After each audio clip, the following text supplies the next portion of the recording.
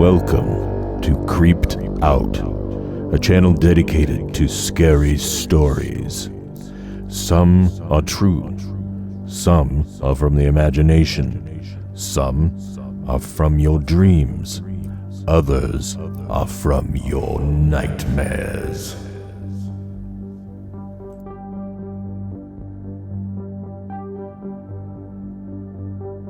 I've had a lifetime of creepy experiences. One of those experiences was in 1969. I was 7 and my sister was 5. The house we lived in was in southeast Portland on Washington Street. We'd already been in the house for 2 years. In that time, we'd grown accustomed to some of the creepy things that happened in that house. I mean, after 2 years, we were used to it, right? However, this night would prove us wrong. My sister and I shared a bedroom up in the attic. Upon entering the bedroom, both of our beds sat on the left side, with the roof angled down low enough you could touch the ceiling. Being little girls, we thought that was really cool. We could make shadow puppets or make our fingers walk on the ceiling as if they were little people. We had quite the imaginations, and sometimes they would get the better of us. Where on this particular night, my imagination got the better of me.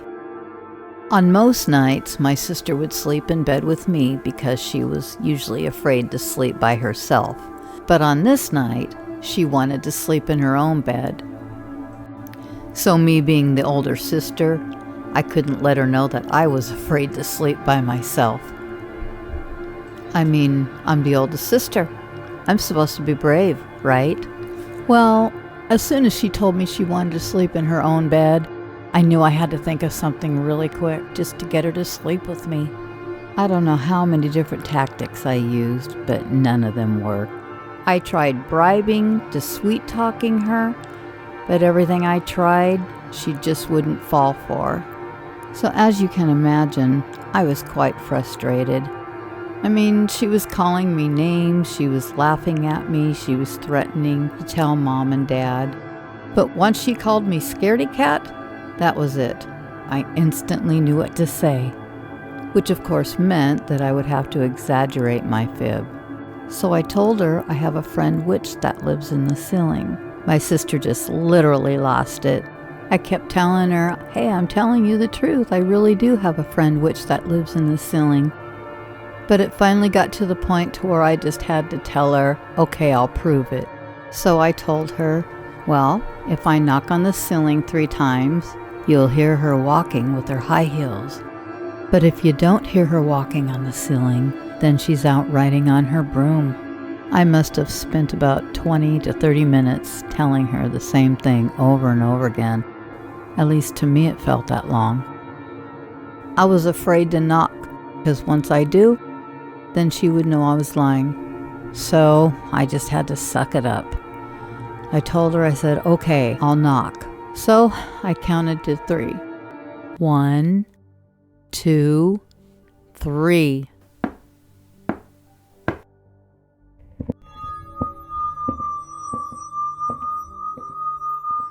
Oh my God, actual footsteps on our ceiling.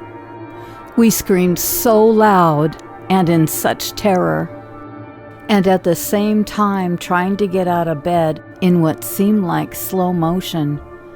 We finally made it out of bed to the door.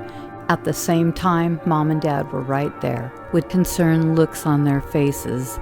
We were screaming and crying so much that Dad had to tell us both to shut up and tell him what's wrong. But me and my sister were so creeped out that it took a moment for us to find our voices.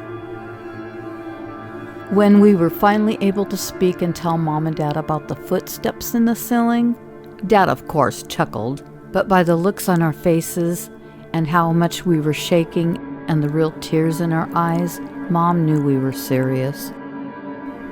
And needless to say at the least, we slept with Mom and Dad for the rest of the week. As the second week approached, Dad decided to open up the wall. The intense feeling of fear grew worse with every pry at the wall, as Dad was getting closer to the wall coming open. My sister and I were ready to run, but before we knew it, the wall was down. We were so frozen in our tracks, we couldn't run.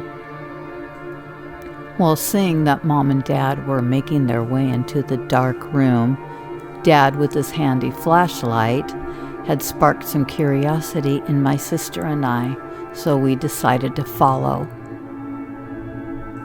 As we stepped into the dark room filled with cobwebs, and Dad shining the flashlight in different parts of the room, Mom spotted some really old umbrellas like the kind they used back in the 1800s. And to the left of the room was a rocking chair with an end table next to it, with an ashtray with old cigarette butts in it. It was quite obvious that no one had been in there for years. I mean, there were no other footprints but ours. We were all so creeped out that Dad ushered us out of the room so he could hurry and put the wall back up. So after sleeping another week in our Mom and Dad's room, we were sent to our cousin's house to go stay a weekend. This way, Mom and Dad would have time to open the wall back up and to clean out the dark room and to make all the necessary repairs to make our room feel safe to sleep in again. After that, we never heard any sounds coming from our bedroom ceiling again. But that wasn't the last time we heard footsteps in the house on Washington Street.